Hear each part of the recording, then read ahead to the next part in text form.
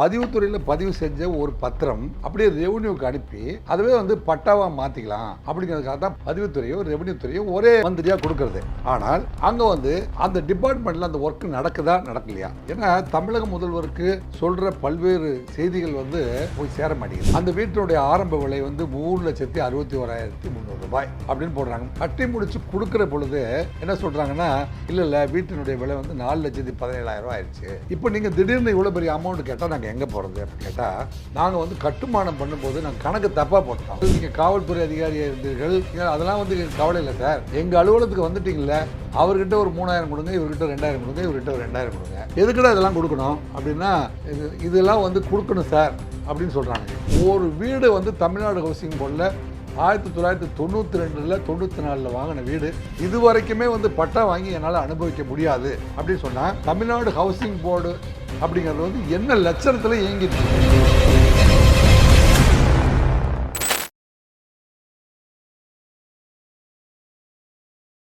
அனைவருக்கும் வணக்கம். இந்த ஊடகத்தின் வாயிலாக இன்றைய தினம் தமிழ்நாடு வீட்டு வசதி வாரியம் குறித்து சில தகவல்களை, வீட்டு வசதி வாரியத்தில் வீடு வாங்குகிறவர்கள் எவ்வளவு பல்வேறு துன்பங்களுக்கு உள்ளாகிறார்கள், எனக்கு எப்படி துன்புறுத்தப்படுகிறார்கள், எப்படி கொடுமைப்படுத்தப்படுகிறார்கள். ஒருத்தர் தமிழ்நாடு வீட்டு வசதி வாரியத்தில் ஒருத்தர் வீடு வாங்கிட்டார்னா வாழ்நாள் முழுவதும் அவர் கடன்காரனாக பைத்தியக்காரனாக திரிய வேண்டியிருக்கிறது என்கின்ற ஒரு தகவல் இருக்கிறது. அது குறித்து இதில் நான் பதிவு செஞ்சு இதை மரியாதைக்குரிய மாண்புமிகு துணை முதல்வர் திரு உதயநிதி ஸ்டாலின் அவருடைய கவனத்திற்கும், எனக்கு பதிவுத்துறை அமைச்சர் திரு மூர்த்தி, பதிவுத்துறையும் அவர் கையில் தான் இருக்குது, ரெவன்யூ துறையும் அவர் கையில் தான் இருக்குது. ரெவன்யூவும் பதிவுத்துறையும் ஒரே இடத்துல ஏன் கொடுக்குறாங்க அப்படின்னா, பதிவுத்துறையில் பதிவு செஞ்ச ஒரு பத்திரம் அப்படியே ரெவன்யூக்கு அனுப்பி அதுவே பட்டாவாக மாற்றிக்கலாம் அப்படிங்கிறதுக்காக தான் பதிவுத்துறையோ ரெவன்யூ துறையோ ஒரே மந்திரியாக கொடுக்கறது. ஆனால் அங்கே அந்த டிபார்ட்மெண்ட்டில் அந்த ஒர்க் நடக்குதா நடக்கலையா? ஏன்னா தமிழக முதல்வருக்கு நம்ம சொல்கிற பல்வேறு செய்திகள் கீழ்நிலை அதிகாரிகளுக்கு போய் சேர மாட்டேங்குது. அதனால் இந்த செய்தியை நான் துணை முதல்வருக்கு கண்டிப்பாக துணை முதல்வர் இதை பார்வையிட்டு ஏதாவது ஒரு நன்மை ஏற்படும் வகையில், பொதுமக்களுக்கு நன்மை ஏற்படும் வகையில் ஏதாவது ஒரு செயலை, ஒரு இம்ப்ரூவ்மெண்ட்டை உருவாக்கணும் தமிழ்நாடு ஹவுசிங் போர்டில் அப்படிங்கிறதுனால இந்த பதிவை நான் சொல்கிறேன். சென்னை கோடம்பாக்கம் KK நகரில் அங்கே புலியூர் வீட்டு வசதி வாரியம்னு ஒன்று இருக்குது. அதில் 1992ல் நாங்கள்லாம் 3,61,000 ரூபாய்க்கு ஒரு அப்பார்ட்மெண்ட்டு விலைக்கு வாங்குகிறோம். 1992. இப்போ 90னா பாருங்கள், இப்போ எத்தனை வருஷம் ஆச்சு? 2000, 2025, இப்போ 35 வருஷம் ஆச்சா? 35 வருடத்துக்கு முன்பு நாங்களாம் ஒரு வீடு வாங்குகிறோம். அந்த வீட்டினுடைய ஆரம்ப விலை 3,61,300 ரூபாய் அப்படின்னு போடுறாங்க. 3,60,000 ரூபாய். அப்போ இது 1992லேருந்து 94ல் தான் அது கட்டி முடித்து எங்கிட்ட கொடுக்குறாங்க. கட்டி முடித்து கொடுக்குற பொழுது என்ன சொல்கிறாங்கன்னா, இல்லை வீட்டினுடைய விலை 4,17,000 ரூபா ஆயிடுச்சு. 4,17,000 என்னங்க, நாங்கள் 3,60,000 ரூபாய்க்கு தான் நாங்கள் லோன் போட்டிருக்கோம். நீங்கள் பல முறை கேட்ட போதும் 3,60,000 ரூபா இருந்தால் உங்களுக்கு ஒரு வீடு சொன்னீங்க. அதனால் நாங்கள்லாம் செய்து 3,60,000 தான் லோன் போட்டிருக்கோம், நாங்கள் கட்டியிருக்கோம். ஏன்னாங்க எல்லாருமே கிட்டத்தட்ட ஒரு 250 பேருடைய பிரச்சனை அது கட்டிட்டோம். இப்போ நீங்கள் திடீர்னு இவ்வளோ பெரிய அமௌண்ட் கேட்டால் நாங்கள் எங்கே போகிறது அப்படின்னு கேட்டால், இல்லை நாங்கள் கட்டுமானம் பண்ணும்போது நாங்கள் கணக்கு தப்பாக போட்டோம். நீங்கள் தமிழ்நாடு ஹவுசிங் போர்டில் ஒரு என்ஜினியராகவோ அக்கௌண்டண்ட்டாக சாதாரண ஒருத்தர் வர முடியாது. ஒரு படித்து TNPSC எழுதி படித்து அவன் அக்கௌண்ட் டெஸ்ட்டில் பாஸ் பண்ணி தானே வர்றான். வந்தவன் என்ன சொல்கிறான், கணக்கு நாங்கள் தப்பாக போட்டோம், நீங்கள் 1 லட்சம் அதிகமாக கட்டுங்க, 2 லட்சம் அதிகமாக கட்டுங்க. நாங்கள் அப்படிலாம் கட்ட முடியாதுப்பா, நாங்கள் புறமே கவர்மெண்ட் சர்வெண்ட்டு, நாங்கள்லாம் லோன் போட்டு வீடு வாங்கியிருக்கோம், திடீர்னு ஒரு லோனை நாங்கள் க்ரியேட் பண்ண முடியாது அப்படின்னு சொல்லிவிட்டு நாங்களாம் ஒரு கேஸ் போட்டால், கேஸை 15 வருஷமாக ஹவுசிங் போர்டில் யாருமே கேஸுக்கு அட்டன் பண்ண மாட்டாங்க. கேஸ் நடக்கும், ஆனால் ஹவுசிங் போர்டில் ரெஸ்பான்ஸ் பண்ண மாட்டாங்க. அப்படியே வளர்ந்துட்டே போய் 3 லட்ச ரூபாய்க்கு வாங்கின வீடை 7,77,269 ரூபா விலைக்கு கொண்டு வந்துட்டாங்க. இன்றைய விலை நாங்கள் மெயின்டெனன்ஸ் பண்ணிகிட்டு இருந்தோம், நாங்கள் கட்டுமான பொருட்களை விலையெல்லாம் அதிகமாக போச்சுன்னு 3,60,000 ரூபா விலையை 7,77,000 ரூபாய் ஆக்கிட்டாங்க. இது சம்மந்தமாக நாங்கள் தொடர்ந்து பேச்சுவார்த்தை நடத்திட்டே இருக்கிறோம். பேச்சுவார்த்தை நடத்திட்டே இருந்தால், இல்லை சார் நீங்கள் பேச்சுவார்த்தை நடத்திட்டே இருந்தபோது டிலே ஆகிப்போச்சு, அதனால் நீங்கள் வந்து 11 லட்ச ரூபா கட்டணும்னு சொல்லிட்டாங்க.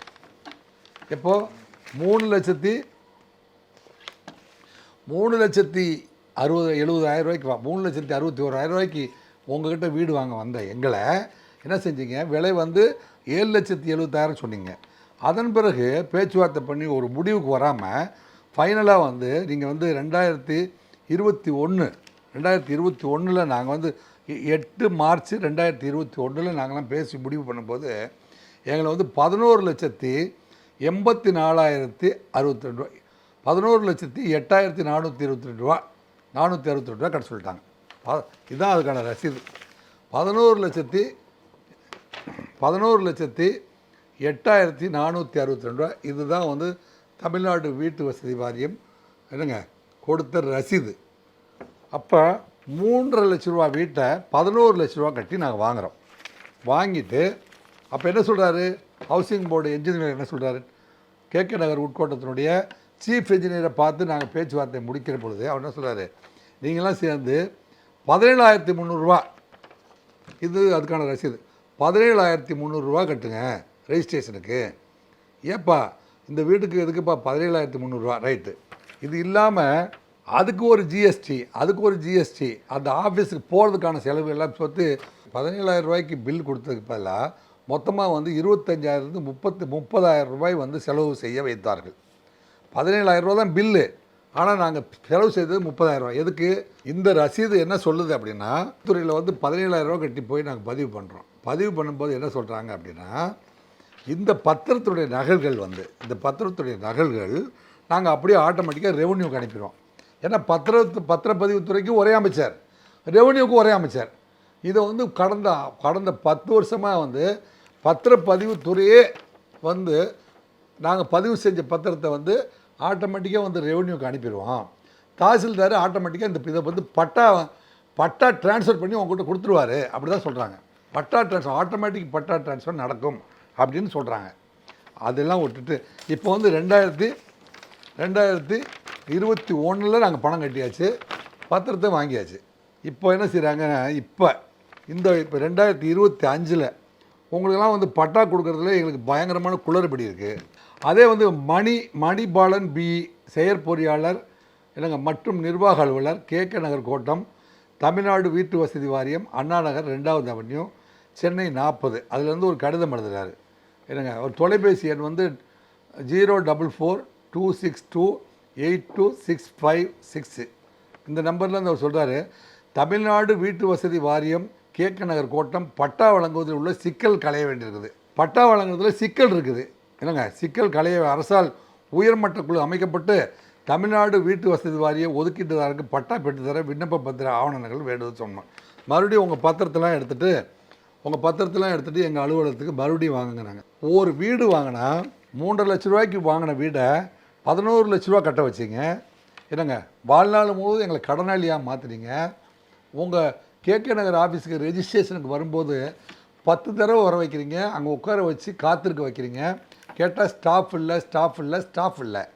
அப்புறம் ப்ரைவேட்டாக ஒரு 2-3 ஸ்டாஃப் ஏற்பாடு பண்ணுறீங்க. அந்த ஸ்டாஃப்லாம் வந்து நமக்கு என்ன செய்ய வேண்டியிருக்குது, நீங்கள் வந்து லஞ்சம் கொடுப்பதும் வாங்குவதும் தப்புன்னு சொல்கிறீங்க.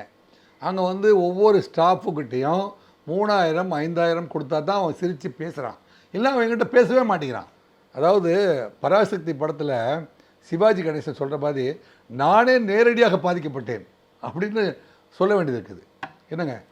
இது எவ்வளோ பெரிய நீங்கள் அதிகாரியாக இருந்தீர்கள், நீங்கள் காவல்துறை அதிகாரியாக இருந்தீர்கள், நீங்கள் வந்து பெரிய சீஃப் இன்ஜினியராக இருந்தீங்க, அதெல்லாம் வந்து எனக்கு கவலை இல்லை சார். எங்கள் அலுவலகத்துக்கு வந்துட்டிங்கள, அவர்கிட்ட ஒரு 3,000 கொடுங்க, இவர்கிட்ட 2,000 கொடுங்க, இவர்கிட்ட ஒரு 2,000 கொடுங்க. எதுக்குடா இதெல்லாம் கொடுக்கணும் அப்படின்னா, இதெல்லாம் வந்து கொடுக்கணும் சார் அப்படின்னு சொல்கிறாங்க.